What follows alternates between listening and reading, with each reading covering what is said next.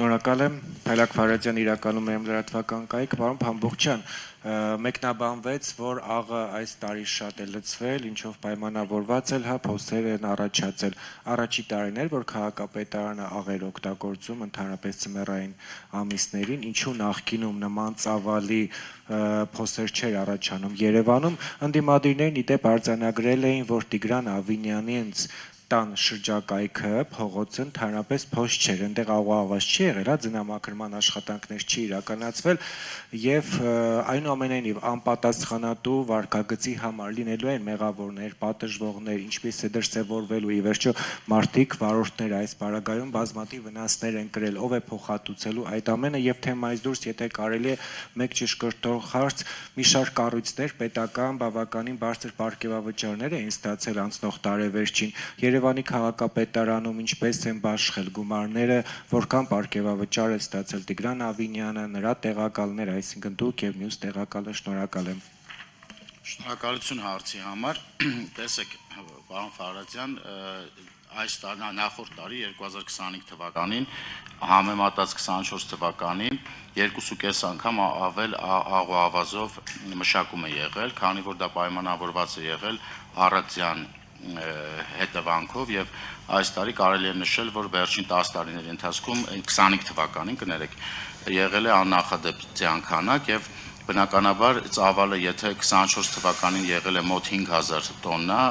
2025 թվականին եղել է 12000 տոննա, այսինքն 2.5 անգամ ավել, դա միանշանակ ազդել է ձեր նշած փոսերի գոյացման վրա, ինչ վերաբերվում է թե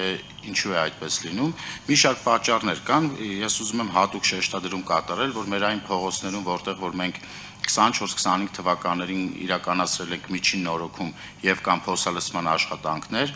այդ հատվածներում գրեթե չկան փոսեր, այսինքն նույն աղու ավազը լցվել է նույն քանակի եւ առանց տարբերակելու թե ում տան դիմացն է եւ ում փողոցն է, նույնաչափ աղի մեքենա չի նայում թե սա այսինչ մարդու բնակարանն է կամ տունը նույն աղու ավազը լցվել է, այդտեղ պայմանավորված է նրանով, թե երբ ենք մենք այդտեղ իրականացրել փոսալցման աշխատանքներ կամ միջին նորոգման աշխատանքներ, այսինքն որքան թարմ է եղել միջին նորոգումը կամ փոսալցումը, այդ հատվածներում կամ գրեթե չկան փոսեր կամ չկան առհասարակ։ Ես դες կարող եմ մեջբերել մի քանի փողոցներ, ես նույնիսկ գրառում էի կատարել,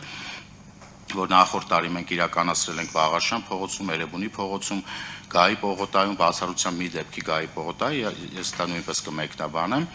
դա ուղղակի սողացող հող է եղել եւ այդ հատվածում շինարարը երաշխիքի մեջ է, շինարարը պարտավոր է այդ հատվածում ոչ միայն փոսալցում իրականացնել, այլ ամբողջությամբ այդ տվյալ հատվածում միջին նորոգում պետք է իրականացնի։ Եվ բազմաթիվ մենք մոտ 200,000 քառակուսի մետր իրականացրել ենք փոսային լցման աշխատանքներ եւ կարող եք դուք ինքներդ շրջել կամ միասին շրջենք եւ կտեսնենք, որ այդ հատվածներում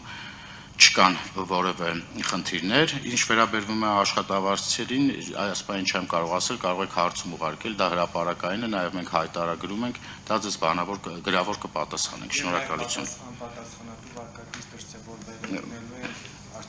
Որն է պատասխանատու վարքագիծը, որ ձյուն է եկել եւ աղ ենք լցրել եւ փոսեր են գոյացել, այսինքն կամ պետքա ձյունը չմաքրվել կամ